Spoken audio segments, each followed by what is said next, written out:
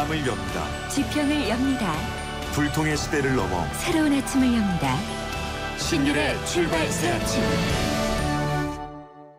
네, 신율의 출발 새 아침 다시 돌아왔습니다. 아침밥 드시고 오셨습니까? 직원들의 아침밥을 챙기는 기업들이 늘고 있다고 합니다. 지각도 줄고요. 사내 소통도 늘어난다고 하네요.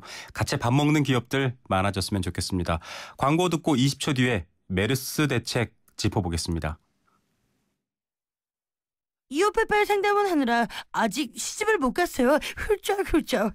우리 고객님들 중에 총각도 많으시던데 저 이국주 어떠세요? 뿌이뿌이. 좌우로 정렬 2588 2588. 국주 좋네 국주 좋아 2588 대리운전아 국주를 부탁해. 신율의 출발 새 아침 오늘 순서 시작합니다.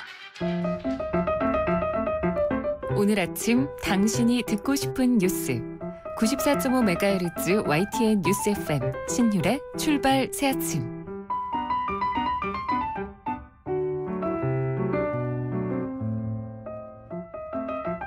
네, 정부와 여당이 당정 협의를 통해 메르스로 온 국민이 고통받았죠. 후속 대책을 발표했습니다.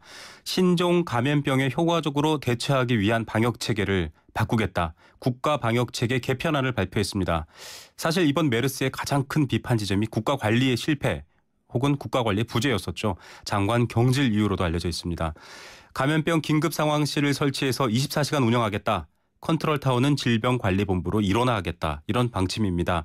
질병관리본부장이 차관으로 격상되지만 독립되지는 않은 것으로 보이고요. 제2의 메르스 사태를 막기 위한 정부의 대책안 과연 실효성이 있을까요? 전문가와 함께 세부 내용 짚어봅니다. 대한의사협회 의료정책연구소장을 맡고 계십니다. 고려대학교 의과대학 예방의학교실 최재욱 교수 전화로 연결돼 있습니다. 교수님 안녕하십니까? 네, 안녕하십니까. 예, 최재욱입니다. 예, 메르스로 온 국민이 정말 가슴을 쓸어내렸습니다. 이번에 정부가 후속 대책안을 내놓았는데요. 총평 부탁드립니다. 예, 전체적인 장기적인 대책이라고 말씀드리기 어려울 것 같습니다. 네, 장기적인 대책은 아니다. 대책은 말 그대로 네네. 질병을 예방하고 관리해야 되는 거 아니겠습니까? 근데 예방에 관련된 대책은 거의 없고 네. 관리도 조기 진단이나 이런 몇 가지 부분에 해당되는 것만 있지 네. 전체적으로 다 어울리기 없는 반쪽짜리 같아 보입니다. 네, 반쪽짜리 대책이다. 또 예방 부분이 부족하다 이렇게 말씀하셨는데 그래도 또 정부 발표를 보면 조금 도움이 될 만한 부분들이 있습니까? 어떻습니까? 예, 물론 그렇습니다. 예를 들어서 감염병 정보 관리 수집을 위해서 긴급 상황실을 운영하는 것과 또 특히 이번 메르스 사태에서 가장 문제가 됐던 위기관리 소통 혹은 위험관리 소통에 정부가 실패하면서 국민들의 불안이 가중되지 않습니까? 네, 그렇죠. 네. 예, 그런 부분을 전담할 수 있는 위험관리 소통 전담부서 신설하겠다는 부분들은 굉장히 주목하는 부분이고 긍정적인 부분이라고 생각됩니다. 네, 이 컨트롤 타워를 일원화한다라는 게 이제 소통을 개선하겠다라는 건데요. 차관급으로 질병관리본부장을 격상했습니다. 그런데 독립된 건 아니다 이런 말도 있고요. 어떻습니까? 네. 이 차관급 질병관리본부장이 운영하는 컨트롤 타워 좀 도움이 될까요? 예, 물론 그 위치가 격상이 돼서 그만큼 자율성을 좀 갖게 될 거라고 기대해서 좋은 점이 있겠습니다만 근본적인 대책은 아니라고 봅니다. 근본적인 대책은 아니다. 네. 네, 그 장관도 정진엽 장관님도 얘기하셨듯이 이 실질적인 이 전문성을 갖기 위한 자율성과 예산권, 인사권을 최대한 위임해서 그렇게 독립적으로 운영될 수 있도록 하겠다라고 얘기했는데 그 말 자체가 사실은 앞뒤가 좀 안 맞죠. 네. 왜 위임해서 될 일은 아니고요. 정부가 해야 되는 공무원이 어떤 일을 할 때는 규정과 법 근거에 의해서 일을 해야 되는 것이고 그것이 안 하면은 누구든 소신 있게 하기 어려운데 이런 정부 조직법에 의거해서 예산, 인사, 행위에 대한 근거가 없이 장관이 이걸 최대한 배려하겠다는 차원에서 한다는 거는 그 자체가 굉장히 설득력이 좀 없어 보이고요. 예를 들어 장관이 바뀌면 금방 또 원래대로 돌아가겠다 그럼 그만이고 또 현재처럼 이 국가의 각 부처별 산하기관이 청와대 눈치를 보면서 인사권을 좀 다 영향을 받는데 이런 현실에서 이런 정도의 내용이 충분히 그 인사권과 자율권이 충분히 반영이 되기는 좀 어렵다고 봅니다. 예, 이 조직적인 문제를 해결하기가 참 어렵습니다. 그런데 뭐 좀 논외의 얘기지만 17년 만에 의사 출신 복지부 장관이 탄생했지 않습니까? 지원 네네. 협조는 하되 간섭을 않겠다 뭐 이런 말을 했고 문제가 있을 수 있다라고 보셨지만 그래도 어떻게 네네. 이번 계기에 조금 더 현장을 잘 아는 이 장관 컨트롤 타워를 통해서 약간 틀을 잡을 수 있다 이렇게는 볼 수 있을까요? 예, 물론 그 부분은 저희도 이런 정유엽 장관님께 기대하는 부분이고요. 또 네네. 그런 부분이 고무적으로 될 수 있겠습니다만, 뭐 근본적인 해결을 아마 국민들이 바라고 계실 거고요. 네. 또 이 부분이 재발되지 않아야 된다. 누구 한 사람의 개인에 의해 좌지우지되지 않고 시스템적으로 해결되기를 바라는 것이 중요하지 않겠습니까? 그런 네. 면에서 좀 아쉽다는 걸 말씀드리고 싶습니다. 예, 역시 조금은 미흡한 대책이다라는 평이시고요. 네. 지난 메르스 사태로 온 국민이 놀랐을 때로 잠시 돌아가 보겠습니다. 메르스 환자가 거쳐간 병원이라 치료받고 있는 병원 자체를 기피하고 뭐 그 지역 주민들이 지역적인 어떤 반발까지 했습니다. 효과적인 네네. 치료를 위해 국립중앙의료원을 감염병 중앙병원으로 지정하고 또 각 지방 대학병원들을 지정병원으로 해서 권역별 중심을 삼겠다 이런 안을 내놓았습니다. 경험해봤지만 이게 반발과 또 여러 가지 관리 문제를 안고 있지 않을까요? 네, 맞습니다. 그 지금 지적하신 대로요. 국민들이 우려하시는 거는 지정병원이라는 게 과거에도 있었습니다. 네. 그런데 이번에 지정병원을 확대한다고 해서 그 무엇이 달라질까라는 걸 국민이 다 우려하시는 것 같고요. 이건 전문가도 마찬가지입니다. 네네. 근본적으로 지정병원은 민간 의료기관이 지정병원을 하게 되는 경우에는 네. 민간 의료기관에서 예를 들어 메르스 환자나 또 신종감염병 환자가 왔다. 그러면 이 부분을 환자들한테 공개할 수가 없습니다. 다른 입원 환자들이 다 뭐 두려워서 다 퇴원하게 되니까요. 네, 맞습니다. 그래서 이런 부분들 때문에 실제로 지난 메르스 사태에서도 많은 대학병원에서 환자를 치료함에도 불구하고 본인 환자도 비밀리에 왔다가 가고 네. 또 거기 이번에 다른 환자들한테도 완전히 우리 이 병원은 메르스 환자가 왔다 가지 않았습니다라고 비밀리해야 될 수밖에 없는 그런 안타까움이 있었습니다. 네네. 이 부분은 근본적으로 공공의료기관이 이런 전담병원을 통해서 유사시에 언제든지 전담해서 치료할 수 있는 병원이 만드는 것이 중요하지. 네. 민간 의료기관을 이걸 전담병원으로 해서 다 소개하고 삼성병원처럼 다 환자 다 나가라고 그러고 이렇게 할 수는 없지 않습니까? 네네. 그래서 근본적으로 이거는 공공보건의료기관이 이 전담병원을 통해서 해결해야 할 일이지 민간 의료기관의 지정을 확대한다고 해서는 근본적으로 이 부분 해결되기 어렵다고 생각됩니다. 예, 뭐 공공병원이나 뭐 또 전문 인력을 양성하는 뭐 공공의료대학원도 만들겠다. 이제 이런 말들도 나오긴 했는데 네네. 문제는 또 돈 아니겠습니까? 이 의료보건 분야가 또 막대한 비용이 들어가는 부분이고요. 네네. 예, 그 부분을 좀 어떻게 해결할 수 있는 방법은 없을까요?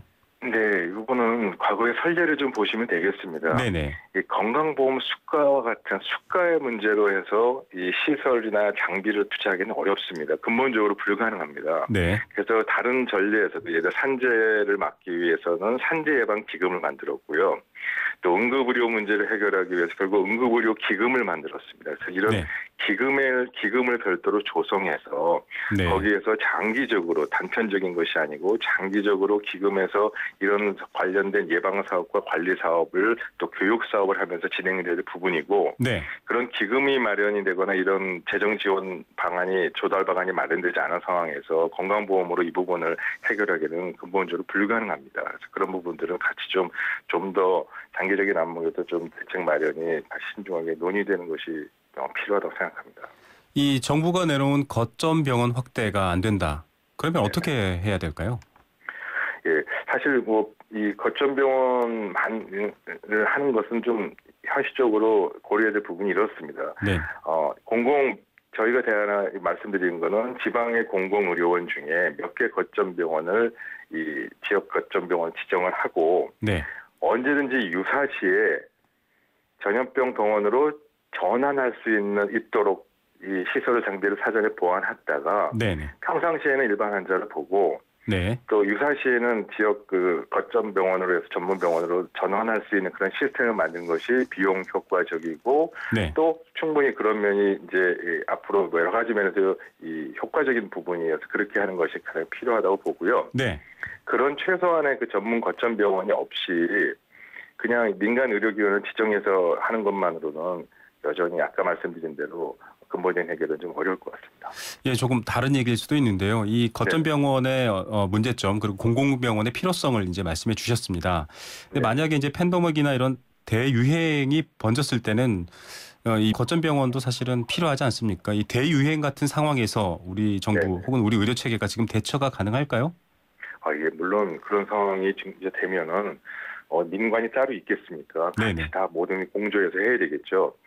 그런데 초기 단계에서의 문제점부터 해결하지 못하면 그런 대형 재난이 생겼을 때 국가적인 혼란은 엄청나게 커집니다. 네. 그래서 초기 단계에서의 중추적인 역할을 할 수 있는 이 전문 거점 병원은 공공부문이 담당을 하고 네. 그보다 더 큰 팬데믹이라고 얘기하는 전 지구적인 우리나라 전 국가적인 이런 전염병이 발생했을 때는 그때는 민간 공공을 가리지 않고 같이 참여할 수 있는 네. 그런 형태가 당연히 필요하겠죠. 네, 그렇게 역시 당연히 해야 됩니다. 네, 예방적 차원에서는 이 공공부문에서의 이런 예방병원 혹은 기관이 확실해야 된다 이런 말씀이시군요. 네, 맞습니다. 네, 이 시설 확충에 대한 논란도 있습니다. 뭐 상급 종합병원 및 300병상 이상 규모의 의료기관에는 격리 병상을 의무 설치하겠다. 이게 또 네. 사실 돈이 들어가는 부분이고요. 민간 부분에 논란도 있습니다. 네. 이 지금 의료 현장에 계신데 또 예방의학 전문가이십니다. 이게 가능할까요? 실효성이 있다고 보십니까? 네, 물론 돈이 마련이 되면은 필요성이 있겠죠. 근데 아까 말씀드린 대로 결국 아까 지금 복지부에서 대안 내놓은 게 250병상을 아마 더 추가해서 향후 1, 2년 내에 병상을 추가하는데 거기에 소용되는 비용이 400억 원 정도다 이렇게 얘기를 하고 있습니다. 네. 그런 식으로 이런 비용을 부담하는 재원 조달 마련이 제일 중요하고 그런 재원 조달 마련은 아까 말씀드린 대로 감염관리 기금을 통해서 해결될 부분이지 건강보험 예산에서 해결하거나 혹은 별도의 예산을 청구해서 내년도 예산에 반영해서 이렇게 조달하는 방안은 굉장히 현실적으로 좀 어렵습니다. 네네. 지금 이번에 메르스 특기가 국회에서도 만들어져서 이 메르스 특별 예산을 요청했습니다만 네네. 여러 가지 예산 부족으로 예산이 몇천억 원이 삭감됐거든요. 네. 이 부분은 예산에 항상 조달하는 방안에서 열심히 우리가 예를 들어서 몇백억 올렸습니다만 최종적으로 예산이 부족해서 예산이 삭감돼서 못하겠습니다 하면 그만이거든요. 네. 그런 일이 있어서는 안 되고요. 그러기 위해서는 감염관리기금과 같은 종합적인 마스터 플랜에 하에서 움직여야 하는 것이 필요하다고 생각합니다. 네, 공공 부문에서 확실한 마스터 플랜.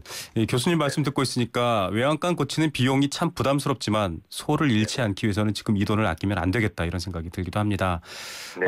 정책적인 얘기 말고요. 이제 국민들의 인식도 참 문제입니다. 지난번에도 좀 그런 여론에 민감한 부분이 있었습니다. 감염병 시스템 관리 체질 개선 이런 것 외에도 병문안 문화 혹은 뭐 응급실 선호 경향 또 대형 병원 선호 경향 이런 부분들도 있을 것 같습니다. 현장에 계신데요. 이에 대한 대책, 정부 대책도 있었는데 어떻게 보십니까? 예, 그런 부분에 대한 정부 대책은 이번에 거의 반영이 된 것이 없고요. 네. 지금 말씀하신 대로 국민들의 입장에서 이 의료 관행도 바꿔야 되고 또 의료기관의 의사들의 입장에서 의료 진료하는 형태나 관행도 바꿔야 됩니다. 네네. 그래서 이 모든 국가 전체가 이 감염 관리에 대해서 예방이나 이 선진화에 대해서 참여해야 되기 때문에 다부처가 필요하고 여러 기관이 같이 공조해야 돼서 이거는 복지부만의 문제가 아니고요. 또 장기간의 시간이 필요합니다. 네. 그래서 이런 국가 감염병 예방 관리를 위해서는 5년, 10년의 중장기 마스터 플랜 하에서 지속적으로 움직여야 될 것이고 네. 그런 것들을 컨트롤하기 위해서는 이 복지부가 아닌 여러 부처가 총괄적으로 조정할 수 있는 최소한 총리 산하 혹은 대통령 산하의 민관 합동 국가 감염병 예방 관리를 위한 추진위원회가 만들어져서 총괄 타워가 만들어서 쭉 진행이 되어야지만이 근본적으로 가능할 것입니다. 효과는 3년, 5년이 있어야 나옵니다. 예방관리 효과는. 그런 어떤 좀 긴 호흡을 갖고 중장기적인 마스터 플랜을 같이 논의할 수 있는 대통령 직속 혹은 총리 직속의 위원회가 만들어져서 진행되는 것이 바람직하다고 생각합니다. 네, 알겠습니다. 자, 오늘 말씀 감사합니다. 네, 감사합니다. 네, 지금까지 대한의사협회 의료정책연구소장을 맡고 있습니다. 고려대학교 의과대학 예방의학교실 최재욱 교수의 이야기 들었습니다.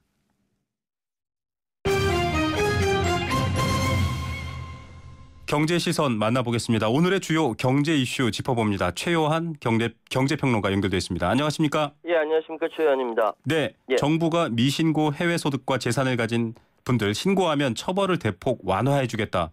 이런 얘기를 했는데 재계가 환영을 하면서도 또 투자 위축을 우려했다고 합니다. 예, 일단 제게는 사상 초유의 역외소득 그 재산 자진 신고 제도 실시 네. 이 자체는 반겼다고 합니다. 스스로 시정할 수 있는 기회를 줘서 이를 양성한다 취지에는 공감을 한 것이고요. 네. 대한상공회의소나 정현용 관계자들도 시행 취지에 기본적으로 동감을 표시했고요. 네네. 하지만 그 개인을 중심으로 해외 거래가 위축될 수 있다 걱정했는데요. 법 규정을 잘 몰라서 재산 취득 과정이나 거래 과정 등에서 법을 어기는 경우가 있을 수가 있고 앞으로 해외 거래를 엄격히 들여다보겠다는 의지가 읽혀서 경제 주체들이 조심하게 되는 효과가 생길 수는 있으나 법인이 아닌 개인 형태로 진출한 투자가 제약을 받을 가능성에 대해서는 우려를 표하고 있습니다. 그동안 이제 여러 해외 은닉재산 의혹은 기업인에 대한 부정적 이미지 키우는 데다 이제 영향을 끼쳤지만 실제 확인된 규모는 많지 않았고 긍정적 취지와는 달리 세수 확보 등 시행 효과보다는 불필요한 불안감만 불러올 수 있다. 이런 논리거든요. 네네. 그래서 이를 달래기 위해서 해외 거래나 투자를 하는 개인과 기업에게 사전 정보를 충분히 제공하는 세정 지원 방안이 보강되어야 한다. 이런 주장이 나오고 있는데요. 네. 이거 듣다 보니까요. 탈세를 탈세라고 하지 않고 홍길동의 호부호영 이게 생각나는데요. 네. 이 조세 피난처라는 말도 떠오릅니다. 이게 어떻게 피난입니까? 그렇죠. 네. 조금 정부의 이 달래기가 양성하겠다라는 정책이 조금 더 치밀하게 설득이 됐으면 좋겠다라는 생각이 들고요. 이 많은 국민들이 공분을 샀던 이야기입니다. 가습기 살균제 피해자들, 이 원인으로 지목된 살균제 제품을 제조 판매한 옥시 레킷 벤키저 영국 본사를 상대로 국제 소송을 제기한다고요. 벌써 4년이나 된 사건입니다. 네, 그렇죠. 환경보건시민센터하고 가습기 살균제 피해자와 가족 모임이 어제 기자회견을 통해서 옥시레키 벤키저 영국 본사를 상대로 손해배상 청구 소송을 제기하기로 결정했고, 근데 이거 사실 알아보니까 굉장히 소송에서 승리할 가능성이 많다라고 합니다. 네. 레키 벤키저 영국 본사는 항균제 데톨, 세정제 이지오프뱅, 세탁표백제 옥시크린, 세제 방향제 위생용품을 만드는 다국적 기업이자 영국 10대 기업으로 전 세계 200여 개국에서 제품을 판매해오고 있는 굉장히 큰 기업이네요. 굉장히 큰 기업이에요. 그러니까 소송에 참여키로 한 이 가습기 살균제 피해자들은 제조사들의 책임 있는 사과, 대책에서 사건 발생 4년이 지났는데도 이루어지지 않고 있다. 소비자를 죽이고 다치게 한 다국적 기업의 본사에 책임을 묻기 위해 소송 참여 결정했다라고 얘기했는데 아마 우리 청취자 여러분들 다 기억하실 겁니다. 이 가습기 세정제가 설마 폐손상 증후군을 일으켰겠냐. 그렇죠. 아주 충격이었는데요.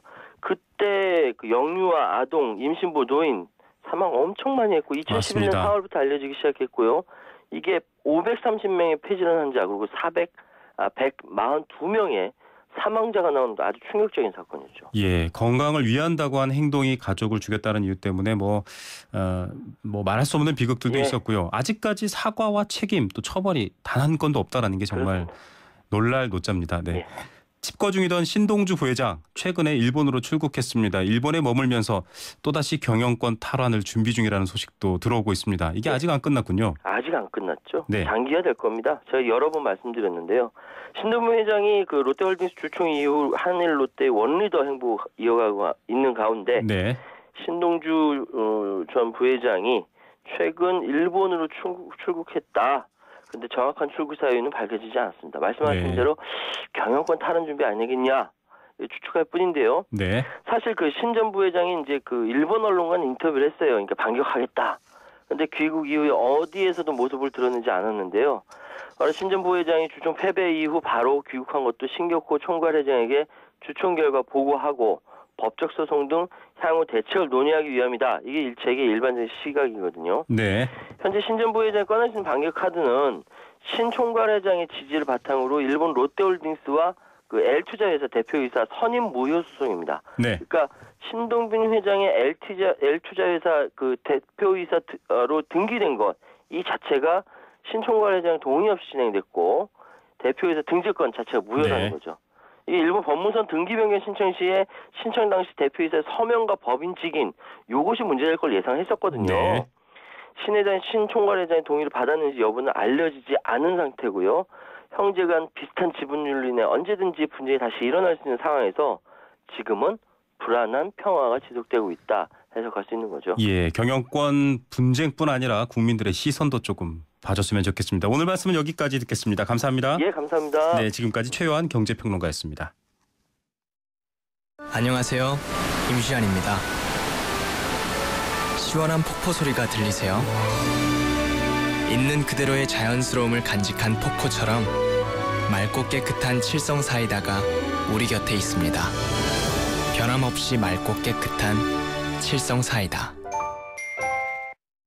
네, 9시 방송 끝날 때까지 다양한 이야기 준비되어 있습니다. 늘 함께 하시기 바랍니다. 잠시 후에 돌아오겠습니다.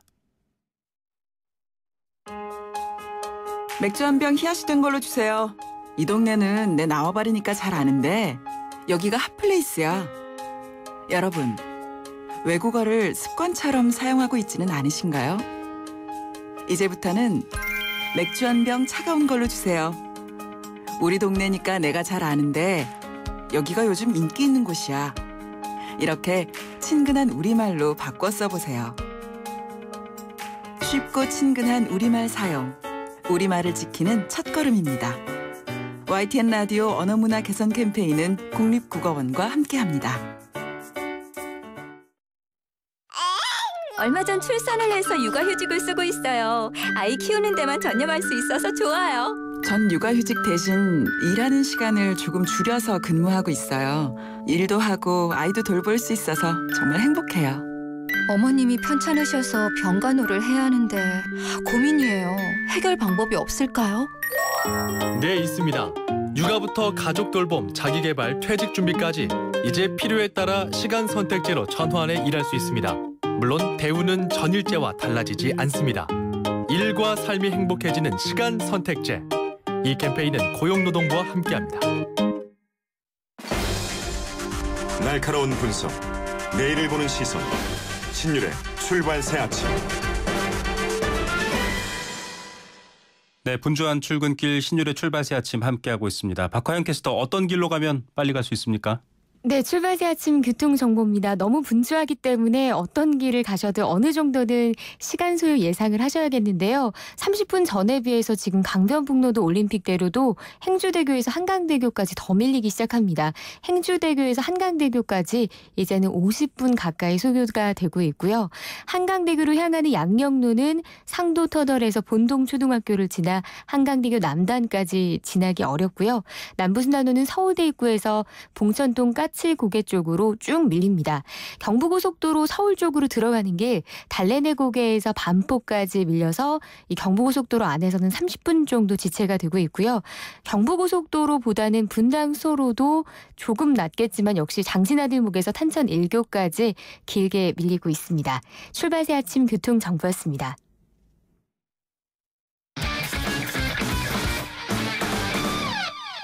네, 답답한 뉴스들 가운데서 즐거운 뉴스가 있는 곳이죠. 스포츠 소식 알아봅니다. 최동호 스포츠 평론가 연결돼 있습니다. 안녕하세요. 예, 안녕하세요. 네, 어제 미리 보는 한국 시리즈다 이런 관심을 모은 경기가 있었습니다. KBO 리그 삼성과 NC전 어떤 이야기가 있었습니까? 이 삼성과 NC, 삼성이 선두고 NC가 2위를 달리고 있는 팀이거든요. 네. 그래서 이제 미리 보는 한국 시리즈다 이런 얘기가 나온 건데 연장 10회까지 가는 대접전이었습니다. 네. 그리고 이 반전에 반전을 거듭하는 명승부였거든요. 네. 이 삼성의 타선, 그리고 NC의 불펜 투수들이 정면 대결을 벌였는데 이 결국은 삼성의 힘이 NC를 눌렀습니다. 네. 이 삼성이 연장 10회에 터지는 나바로의 결승타로 NC를 7대6 한 점 차로 간신히 따돌렸고요. 이 선두 삼성이 2위 NC와의 승차를 2경기 반으로 벌렸습니다. 네. NC가 7회까지 3대2로 앞서다가 9회 초에 3대6으로 역전을 당했는데 9회 말에 다시 NC가 이종욱 선수의 3런 홈런으로 6대6 동점을 만들어서 연장전에 들어갔거든요. 네. 연장 10회에 나바로 선수가 적시타를 터뜨려가지고 이 결승점을 뽑아냈습니다. 예, 창과 방패의 대결 같다는 느낌이 들었습니다. 자, 1위는 아니지만 또 관심 있는 팀이 한화인데요. 한화와 기아도 지금 5위 싸움 열심히 하고 있죠. 예, 이 5위 자리를 놓고 다투는 한화하고 기아의 경쟁이 이 주목을 받고 있는데 왜냐하면 이 5위 자리에 포스트 시즌 진출권이 마지막으로 걸린 이 순위거든요. 네, 맞습니다. 이제 이 하나가 승차 없이 승률에서 앞서가지고 5위, 기아가 6위였는데 이 하나가 어제 기아를 8대2로 이기고 기아와의 승차를 한 경기로 벌리면서 5위 자리를 지켰습니다. 네. 이 제이크 폭스, 조인성, 김혜성 선수의 홈런이 터졌거든요. 네. 그리고 이 선발 안영명 선수가 6이닝 2실점으로 호투했고요. 이 반면에 어제 패하면서 기아가 6연패에 빠졌습니다. 네. 한화의 정근우 선수 KBO 리그에서 최초로 어제 경기에서 10년 연속 20도루를 기록을 네. 했습니다. 예. 정근우 선수 정말 가장 빠른 사나이 같습니다. 넥센 박병호 선수 홈런 1개를 추가했죠. 어느덧 50홈런이 눈앞에 보이고 있다고요? 예, 이 올 시즌 끝나고 메이저리그 진출이 유력해 보이는 박병호 선수 어제 네. 이 LG전에서 6회 말에 투런 홈런 터뜨렸습니다. 네. 어제 홈런이 시즌 47호 홈런이거든요. 2년 연속 50홈런에 3개를 남겨놓고 있고요. 또 이승엽 선수가 갖고 있는 한 시즌 최다 홈런 신기록에 홈런 9개를 남겨놓고 있습니다. 네. 넥센이 LG를 11대2로 이기고 4연승 달렸는데요. 5회 말에 유한준, 서동욱 선수가 3런 홈런 터뜨리면서 6점을 뽑아내고 승부를 갈랐고요. 롯데가 KT 6대5로 이겼습니다. 두산도 SK를 6대5로 따돌렸습니다. 네. 축구 소식으로 좀 넘어가 보겠습니다. 기성용 선수가 대표팀에 합류했다고요? 예, 이 기성용 선수 어제 소속팀에서 경기를 마치고 대표팀에 합류했는데 이 아시아팀 이겼다고 좋아할 때는 이제 지났다. 유럽과 남미의 강팀과 대등한 힘을 갖춰야지 된다라고 나름의 이 한국 축구의 목표를 내비치면서 자신감을 좀 표시했고요. 이 개막전에 기성용 선수가 부상을 당했었거든요. 네네. 이 부상과 관련해서 이 근육막이 손상돼가지고 2주간 경기에 못 나갔는데 지금은 완벽하게 회복이 됐다고 말했습니다. 예, 이 기성용 선수의 자신감만큼 축구대표팀 좋은 성적 거두길 바라겠습니다. 오늘은 여기까지 듣겠습니다. 예, 고맙습니다. 네, 지금까지 최동호 스포츠 평론가와 함께했습니다. 역사의 시선으로 뉴스를 읽어봅니다. 히스토리 뉴스.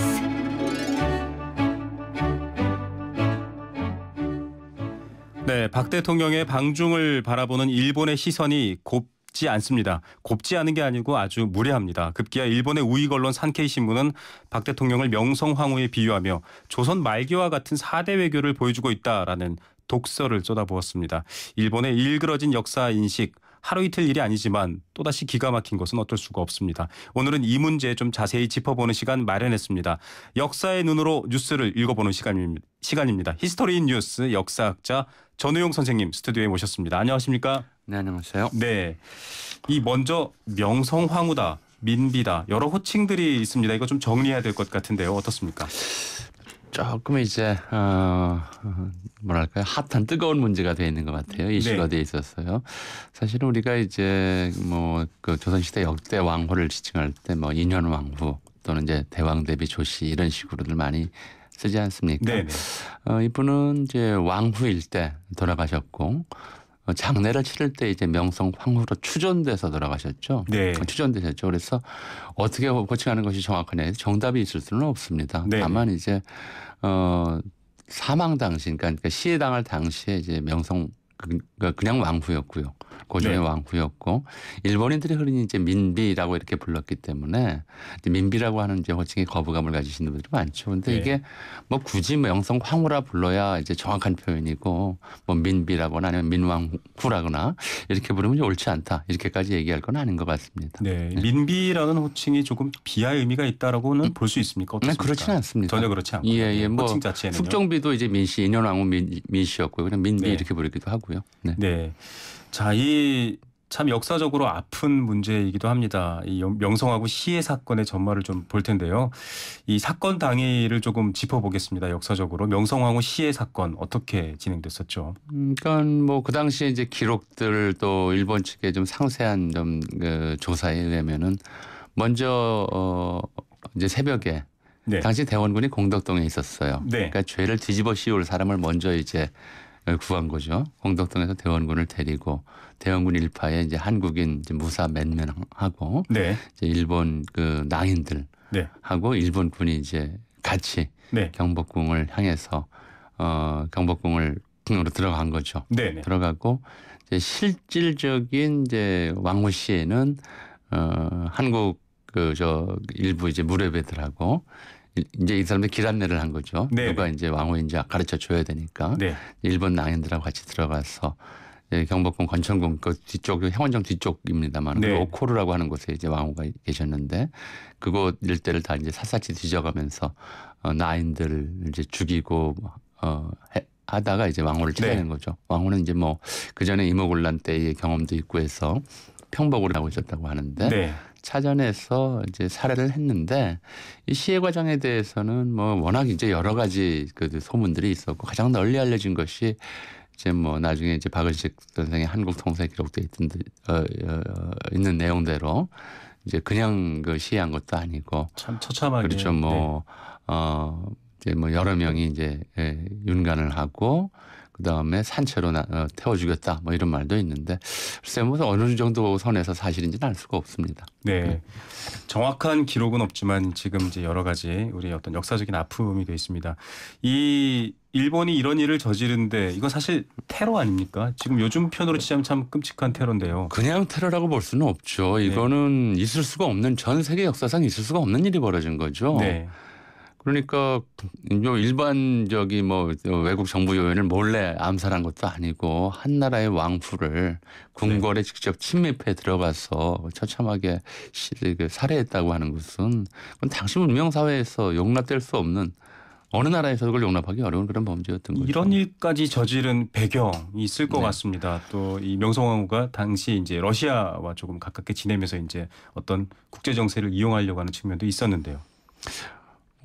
그보다도 일단 좀 뭐 이게 길게 말씀드리면 좀 복잡해지는데요. 네. 사실은 이제 고종 임금이죠. 임금 네. 본인을 놔두고 하필이면 왕후였느냐라고 하는 것도 좀 따져봐야 될 부분이 있어요. 네. 실제로 그 고종이 이제 친정 이제 20살에 대해서 직접 정치를 하면서 네. 자기 아버지 친아버지 생부였던 대원군의 네. 이제 그림자를 지우기 위해서 애를 썼고 그러다 보니까 이제 활용할 수 있는 정치적 자원이 주로 이제 처가 쪽 식구들이었거든요. 네. 그래서 민씨 일가들이 이제 득세를 한 측면이 있고요. 네. 이 사람들이 청일전쟁 이전까지는 주로 이제 현상 유지 정책을 쭉 펴면서 친청 반일 쪽의 입장에 서 있었는데 청일전쟁이 끝나고 이제 일본이 바로 한반도 전역에 대해서 강력한 영향력을 행사하니까 뭐 본인의 정치적 위치가 흔들리는 것도 흔들리는 것이지만 네. 근본적으로는 일단 이제 나라가 다시 일본의 좀 그 그늘 아래 들어갈 위기에 처해 있다라고 하는 생각 이런 것들이 있어서 그걸 좀 만회하기 위해서 이제 러시아를 끌어들여서 이른바 삼국 간섭이라고 하는 걸 이끌어냈죠. 네. 그러니까 이제 일본이 청일전쟁으로 얻은 전리품 중에 요동반도 한량이라고 하는 것을 포기시키는 거죠. 네. 더불어서 이제 이건 한반도에 대한 지배권도 당장은 포기해야 된다고 하는 얘기가 되는 거니까 이런 상황을 좀 반전시키기 위해서 한편으로는 이제 이른바 러시아를 끌어들여서 일본을 견제하는 정책을 파탄시키고 일본의 입장에서는 또 한편으로서는 정책의 핵심 담당자인 고종을 협박하기 위해서 왕후 살해라고 하는 극단적인 수단을 선택한 것으로 보입니다. 이 일본은 적반하장의 입장을 취하고 있습니다. 뭐 본인들이 이 사대주의라는 표현을 썼어요. 참 이게 아이러니한데요. 또 일각에서는 균형 외교다라고 이제 명성황후를 두둔하는 입장도 있습니다.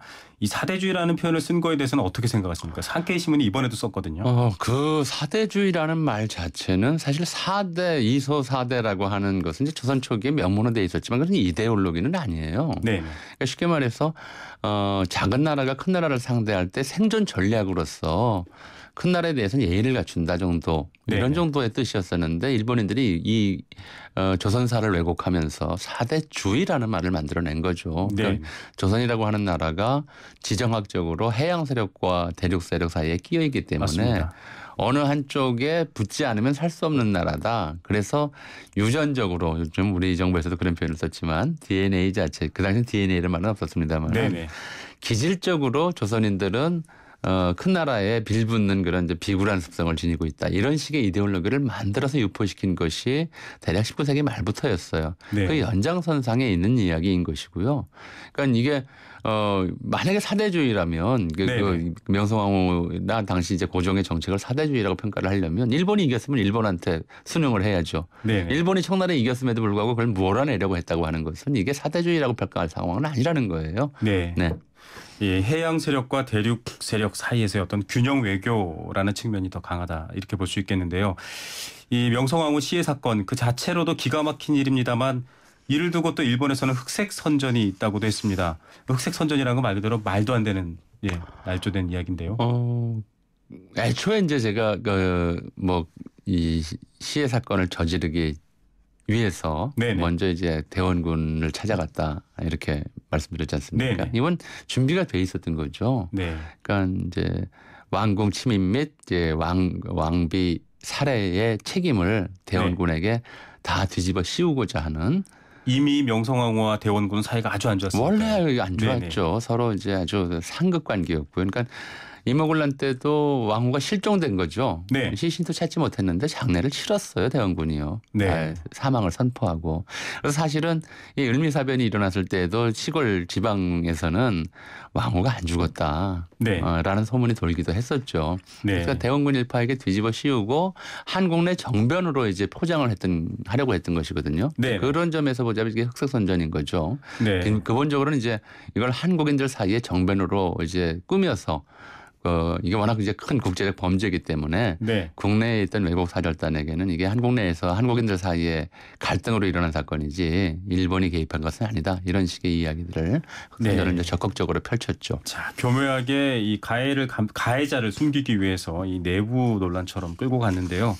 자, 영화로도 나왔지만 명성황후 그 앞서 이모군란에서는 이 호위무사가 들쳐업고 장원까지 피했다. 이런 것들도 영화에서도 만들어 봤는데 이번에도 그 일본에 의한 시해 때도 실제로 살아 있었다라는 소문과 또 이런 외교 문서도 있었다. 이런 얘기도 있습니다. 이게 이제 독일에서 얼마 전에 발견이 됐어요. 왕후가 실제로는 살아있다라는 이제 첩보가 있다고 해서 이게 이제 국내 언론에도 보도가 크게 됐었고, 근데 꽤 오래된 일인데요. 2008년인가? 그때도 산케이 신문 기자 두 분이 저를 찾아온 적이 있어요. 찾아와서 이제 그 어떤 사건 가지고 저한테 이제 들이밀었냐면 1904년에 이 당시 고종이 머물고 있던 덕수궁, 그 당시 경운궁이었어요.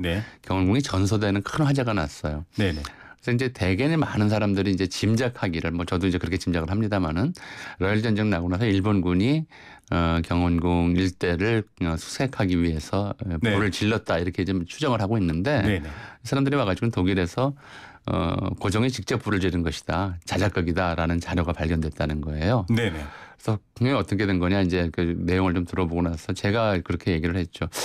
이 첩보의 이제 입수루트가 뭐냐. 일본 쪽에서 조사를 해봤느냐.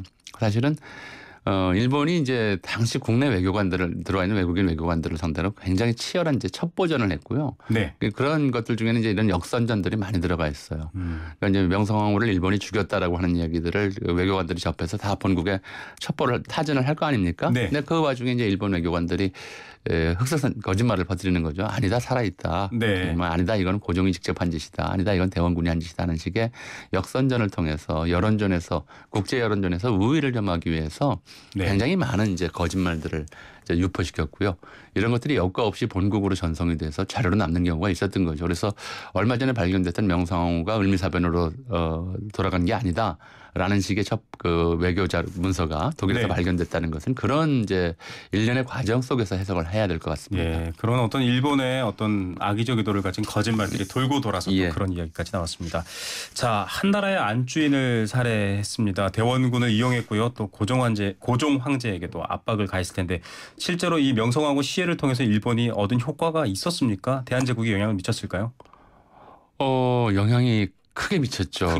일단 이제 그 사건 이후에 고종은 거의 밤잠을 자질 못했어요. 그리고 이제 여기 들어와 있는 이제 미국인 선교사들 부탁을 해서 네. 미국인들까지 죽이지는 못할 거라고 생각을 하고 이 사람들이 이제 권총을 들고 그 고정의 속도를 돌면서 자기들이 직접 경비를 섰다. 이런 식의 그 회고가 많이 남아 있죠. 무엇보다도 이제 이 사건 이후 일본이 이제 국적이다. 임모군란 이래의 임진왜란 이래의 국적이다라고 하는 인식은 이제 대외에 굉장히 높아졌죠. 1895년부터 이제 을미사변 난 직후부터 전국적으로 이제 반일 의병 운동이 먼저 일어났었고요. 또 그 정도 이제 경복궁에서 탈출해서 그러니까 경복궁 당시 이제 일본군이 점령한 상태였어요. 탈출해서 전국을 이제 전변시키기 위해서 잘 아시다시피 아관파천이라고 해서 러시아 좀 그렇죠. 국가적으로는 좀 모욕적이고 수치스러운 일이지만 외국 공사관에 들어가서 이제 전국을 반전시킨 거죠. 그래서 일본의 앞잡이 또는 이제 일본에 협력했던 혐의를 받았던 대신들을 전부 이제 역적으로 몰아서 처단을 하고 좀 외교 정책을 가급적이면 이제 중립화 중심으로 가는 이런 형태로 외교 정책이 바뀌고 국내적으로도 이제 조선이 이제 야만국 취급을 받고 있기 때문에 이런 이제 모진일을 당했다고 해서 좀 문명 근대화, 근대적 문명을 이제 끌어들이기 위한 개혁 정책이랄까요? 이런 것들을 적극적으로 추진하는데 이제 계기가 되기도 했고, 그래서 정치적으로 미친 파장은 굉장히 컸고요. 민간에서도 뭐 잘 아시다시피 백범 선생이 뭐 일본인 민간인을 결국 오인해서 죽이긴 했습니다만은 이제 국모의 원수를 갚겠다고 해서 일본인들을 이제 뭐 테러하는 이런 일들이 곳곳에서 일어나기도 했고요. 이 일본이 이런 명성하고 시해를 비롯해서 이런 일들을 저지르는 것, 도대체 일본 왜 이러는 겁니까? 왜 이런다기보다도 이제 일단 시해 사건 자체는 일본 제국주의 침략의 야만성, 침략 과정의 야만성을 드러낸 일이었고요. 근데 지금까지도 그런 얘기를 거론하는 것 자체가. 그러니까 일본의 제국주의 침략의 야만적 행위들이 여기에 끝나는 건 아니잖아요. 그러니까 우리나라 의병 진압할 때도 굉장히 야만적이었고요. 이 이후에 중국에 들어가서 남경 대학살이나 또는 이제 간도 출병이 우리 만주에 사는 한국인 우리 동포들을 괴롭힐 때도 정말 야만적이었거든요. 근데 그 점 전체에 대해서 2차 대전 이후에는 이제 반성의 기류가 있었어요. 맞습니다. 그래서 우리가 아니어라고 하는 이제를 하지 못하는 민족이어서 이렇게 원자폭탄까지 맞았다라고 하고 평화를 사랑하는 일본으로 이제 위치를 바꾸기 위한 그런 반성적인 움직임이 몇십 년 계속되다가 이제 일본 경제가 이제 세계의 뭐 이제 굴지의 수준으로 성장을 하는데 자신감이 한쪽에 있고요. 맞습니다. 또 한쪽은 이제 그 이후에 겪은 장기 불황 속에서 일본 국민들의 불만이 있다 보니까 이제 90년대부터 그런 얘기가 일본 사회 내부에서 나오기 시작해서 요즘 우리나라에서 나오고 있는 것과 굉장히 흡사한데요. 우리 일본 역사를 왜 이렇게 잘못한 것만 중심으로 기억을 하느냐. 왜 자학하느냐. 그렇죠. 자학사관이라는 말을 거기서 시작을 했어요. 그래서 자학사관을 극복하고 좀 잘하고 세계에 자랑할 만한 것들을 중심으로 기억을 해서 일본의 미래 세대를 떳떳하고 당당하게 키우자. 지난번 그 8.15 때 이제 아베 총리의 기념사도 그런 거였잖아요. 미래 세대 더 이상 사과하게 하고 싶지 않다 이런 얘기였잖아요. 그게 90년대부터 나오기 시작했던 얘기예요. 그러니까 그런 역사 인식의 연장선에서 과거 자기들이 저질렀던 잘못된 것들을 잊어버리고 또는 이제 기억하지 않고 기록하지 않고 잘한 것만 기억하려고 하니까 지금 명성황후 시해 사건 이번에도 이제 일본 쪽 그 산케이 보면은 그 민비가 암살됐다라고만 썼어요. 주체를 자기들이 죽였다는 얘기를 안 한단 말이에요. 맞습니다. 그런 식의 이제 대단히 좀 어떻게 보면 파렴치한 역사 서술로까지 이어지는 것이 결국 이제 그 출발점은 일본인들이 90년대부터 이야기했던 자학사관 극복이라는 주장에서부터 나왔던 거라고 할 수 있겠습니다. 잘못된 것을 인정하고 사과하는 게 더 용감한 일입니다. 그런데도 불구하고 지금 일본은 끊임없이 이렇게 계속된 잘못을 이렇게 반복하는 이유도 내부 정치적인 결속 같은 요구가 아마 있어서일 겁니다. 그렇겠죠? 그것도 있었겠지만 어쨌든 전반적으로 보면은 경제가 어려우면 이제 그 사회 자체가 우경화하는 경향이 있어요. 자기 중심화되는 거죠. 이제 그런 경향 속에서 나타나는 하나의 사회 현상, 문화 현상이라고 볼 수 있을 것 같고요. 뭐 그런 점에서 우리가 좀 타산지석으로 얘기해야 될 점도 많은 것 같습니다. 최근 우리 사회에서도 비슷한 현상들이 좀 나타나고 있거든요. 자, 약자에 대한 것들 여러 가지 우경화에 대한 위험도 인식해야 될 것 같습니다. 시간 관계상 여기까지만 듣겠습니다. 한양대 동아시아 문제연구소 전우용 교수와 함께했습니다. 감사합니다. 네, 감사합니다.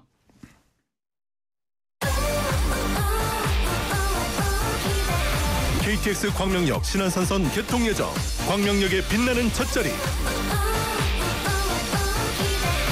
이케아, 코스트코를 누리는 생활의 앞자리. 진짜 프리미엄은 지금부터다. 광명역 IDS. 문의 02899-5566 LSD 개발. 자, 역사를 잊은 민족에게 내일은 없다, 이 말 많이 알고 계실 겁니다. 내일이 없는 민족은 죽은 민족이겠죠. 일본. 그리고 우리의 내부도 한번 들여다봐야 될 것 같습니다. 출발새 아침 여기까지였고요. 내일 다시 찾아뵙겠습니다. 감사합니다.